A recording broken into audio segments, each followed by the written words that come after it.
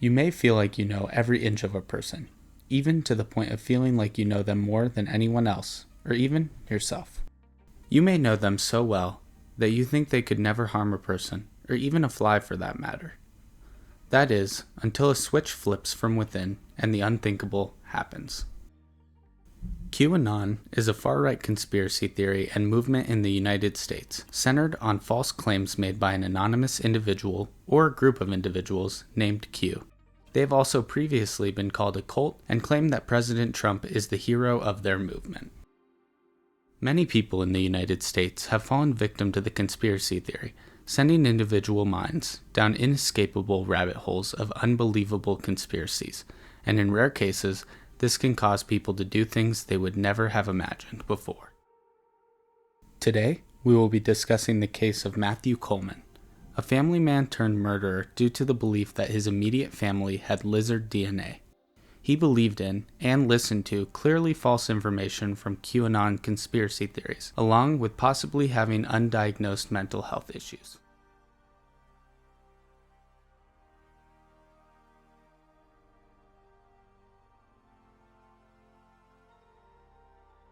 For today's case, we're going to the sunny beaches of Santa Barbara, a coastal city in California.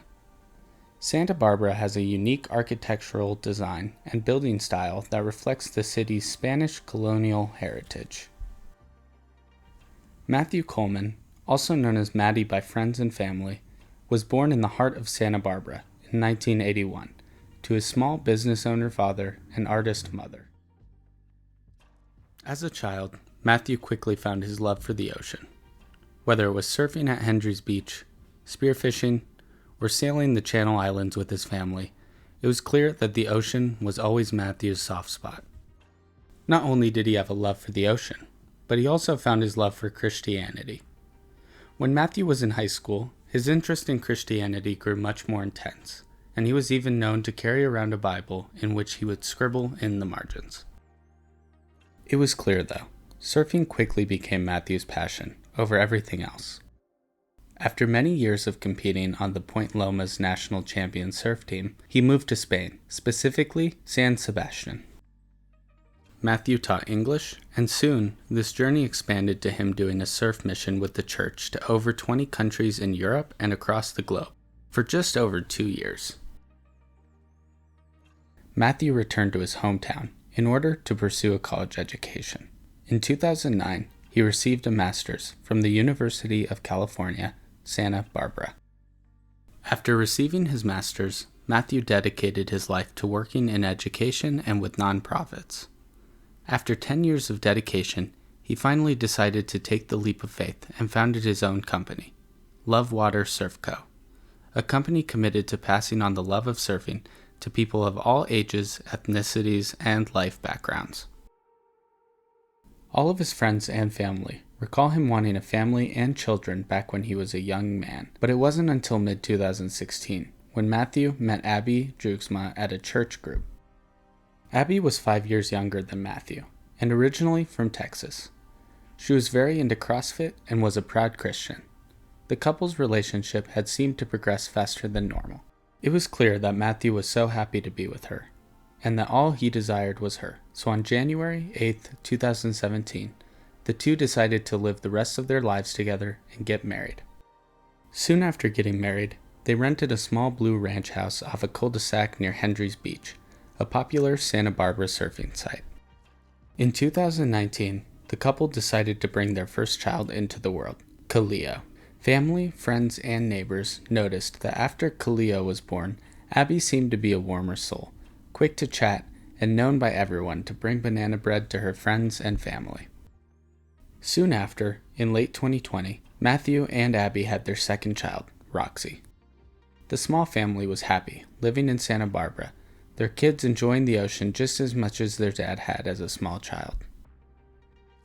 After Roxy was born, the world was hit with a global pandemic, the coronavirus pandemic, which added a lot of strain to a lot of people's lives, but it seemed that it didn't strain Matthew all that much. Matthew's business was doing better than ever. A lot of parents in the Santa Barbara area had no idea what to do with their children during the day, and Matthew's company was an amazing option. Little did people know, Matthew was actually spiraling down a dark rabbit hole. He was slowly being sucked into the QAnon conspiracy theory, which for him turned deadly. Up until August of 2021, nothing was out of the ordinary for Matthew, and no one suspected anything being wrong. Although nothing seemed especially wrong from the outside, there were clearly some problems with the pandemic in the eyes of the Coleman family. Matthew started to use verbiage in his social media posts that were common among the QAnon conspiracy theorists. Phrases like the Great Awakening, which was the idea that Donald Trump would make mass arrests of child abusers, in the end being a false theory. Abby also seemed to be a part of some of these conspiracies, following anti-vax groups on Facebook that were posting lies about the dangers of vaccines. A close member of her family spread the Plandemic video, which was a political conspiracy video going around at the time. On August 7th, 2021, Abby had noticed that both of her children and Matthew were missing from their home, and she was unable to get a hold of them. She decided to call 911 to report to Santa Barbara police about the fact that she was unable to contact Matthew. Abby told the police officer that they were packing for their camping trip when Matthew took off in their van with their 2 babies, without telling her where he was going. Matthew didn't respond to any of Abby's texts, and at this time, Abby didn't believe that her children were in any danger. She thought that he would eventually return home with their 2 children safely by his side. She was so confident that the children were safe that there was no official missing persons report filed. At 8 p.m., Matthew can be seen in surveillance footage checking into the Hotel City Express in Rosarito, Mexico, with the 2 toddler children. He did not have any reservations and had asked for only a one-night stay. The next day, Abby still hadn't heard from Matthew, and on August 8th at 7 p.m., Abby called the police again. An officer came to the family's home and took an official police report this time. Matthew and the 2 children, 10-month-old Roxy and 2-year-old Kaleo, were officially reported missing. According to the report, Abby and Matthew didn't have any problems or any arguments before he left, but she was still unable to get a hold of him. With the missing family members believed to be in Mexico, the case was officially handed over to the FBI. At 3 a.m. on August 9th, Matthew can be seen in surveillance footage leaving the Hotel City Express with his bags and his 2 children. Matthew arrived back at the hotel at 6:30 a.m. However, the weird part is that the kids were no longer with him. The sun was just rising in Rosarito, Mexico, when Roberto Salinas Ramirez was notified by a neighbor about blood being splattered across the dry creek outside his small pink home. Ramirez had not heard anything from the night before, however, the neighbors had looked very shaken. Upon first inspection of the area, Ramirez had not noticed anything. However, about 65 feet away, his dog was barking at something.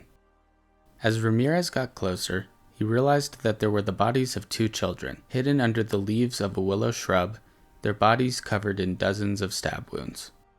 Soon after this, Ramirez called the Mexican authorities. By this time, it was 9:30 a.m., and Matthew was just checking out of his hotel room, and unlike when he checked in, he was alone. According to the criminal complaint, the police informed the FBI about Matthew's new location, found by looking at the Find My iPhone locator app. Matthew was now at the border south of San Diego. Matthew arrived at the U.S.-Mexican border inspection point alone, which prompted an FBI agent to contact Mexican authorities and to report the 2 children as missing. While this was happening, the U.S. Customs and Border Protection officers were conducting a search of the van. In the criminal complaint, it is said that one of the officers had discovered what appeared to be blood on the van's registration paperwork and quickly alerted the FBI. While all of this was happening, the Mexican authorities told the FBI that the bodies of the 2 young children were found earlier that morning, and that investigators believed that the description of the children matched the Coleman's children. Matthew was soon brought into the police station and was read his Miranda rights by an FBI agent. Matthew agreed to speak with the authorities in an unreleased recorded interview. The FBI agent stated that during the interview, Matthew had confessed to killing both of his children because they were going to grow into monsters. Matthew then continued to describe using a fishing spear to puncture his 2 children repeatedly and gave the location of their bodies to the FBI. He also told them where the weapon was now located. During this interview, Matthew referenced QAnon and Illuminati conspiracy theories, saying he was having visions that his wife possessed serpent DNA and had passed it on to his children. When Matthew was asked if he knew what he did was wrong, he responded that he did, but it was the only course of action to save the world. Soon after this, Matthew was arrested and booked into jail. On August 11, 2021, Matthew made his first court appearance in the U.S. District Court in downtown Los Angeles. He was ordered by a federal judge to be detained and was scheduled to be arraigned for his charges on August 31, 2021. On September 8, 2021, Matthew, only age 40, was charged with 2 counts of foreign first-degree murder of U.S. nationals and faced 60 years to life in jail. By law, the charges are eligible for the death penalty. Matthew will appear in the United States District Court in San Diego, where the case will be prosecuted. However, the date for that has not been released.